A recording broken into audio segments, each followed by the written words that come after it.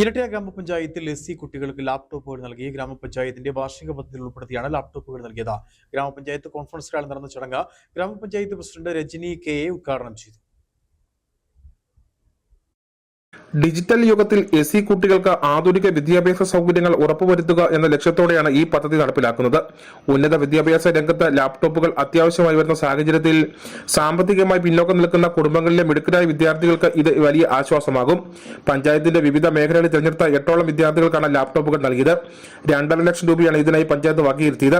ഗ്രാമപഞ്ചായത്ത് president Rajani KA ലാപ്ടോപ്പുകളുടെ വിതരണ ഉദ്ഘാടനം നിർവഹിച്ചു. നമ്മളെ സംബന്ധിച്ചിടത്തോളം നമ്മളിന്ന് ഒരു വൻ നിമിഷത്തിലാണ്. കാരണം നമ്മുടെ കുട്ടികൾക്ക് ഒരു പഠന ഉപകരണം നൽകാനായിട്ട് നമ്മൾ എൻ്റെ പഞ്ചായത്തിൽ ഒരു പ്രൊജക്റ്റ് വയ്ക്കുകയും അതിൻ്റെ അർത്ഥത്തിനായിട്ടാണ് നമ്മളിന്നൊരു ഉദ്ഘാടന വ്യാപനത്തിലാണ്.